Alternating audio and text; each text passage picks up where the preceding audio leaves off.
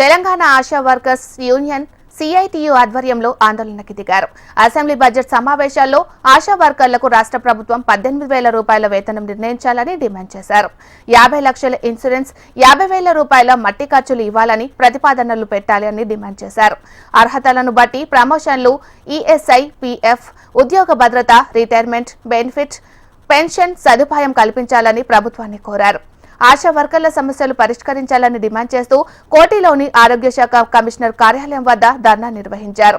కార్యాలయం ఎదుట రోడ్డుపై ఆశా వర్కర్లు బైఠాయించడంతో పోలీసులు బలవంతంగా అరెస్టు చేశారు. వేల మంది ఆశాను అరెస్టు చేశారు.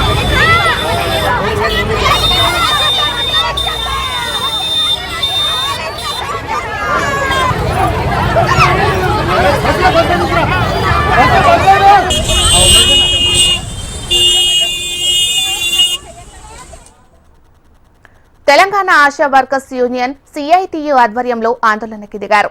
అసెంబ్లీ బడ్జెట్ సమావేశాల్లో ఆశా వర్కర్లకు రాష్ట్ర ప్రభుత్వం 18,000 రూపాయల వేతనం నిర్ణయించాలని డిమాండ్ చేశారు.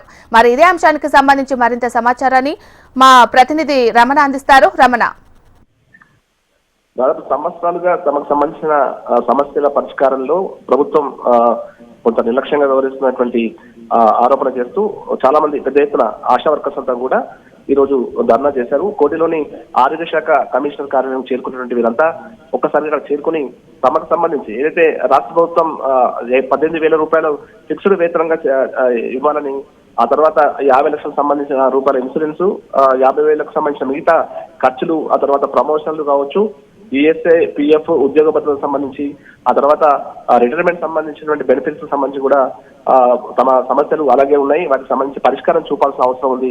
ప్రభుత్వాలు మారుతున్నాయి కానీ తమకు సంబంధించిన సమస్యలు మాత్రం అలాగే ఉండిపోతున్నాయి. కాబట్టి ఎట్టి పరిస్థితుల్లో ఇప్పుడు అసెంబ్లీలోనే ఈ సమస్యలకు సంబంధించి మాట్లాడాలి, చర్చించాలి, తీర్మానం కూడా చేయాల్సిన అవసరం ఉన్నటువంటి డిమాండ్ చేస్తూ వీరంతా కూడా పెద్ద ఎత్తున ధర్నా చేశారు. కొంత పరిస్థితి అదుపు తప్పడంతో పోలీసులు రంగప్రవేశం చేసి వీరందరినీ కూడా బలవంతంగా అక్కడికి వాహనాల్లో పోలీసులు తరలించడంతో కొంత ఉద్రిక్త పరిస్థితి ఏర్పడింది.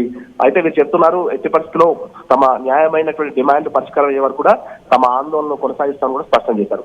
ప్రస్తుతం వీరందరినీ కూడా పోలీసులు తరలించడంతో ప్రస్తుతం అయితే పరిస్థితి అదుపులోకి వచ్చింది. Right, thank you Ramana.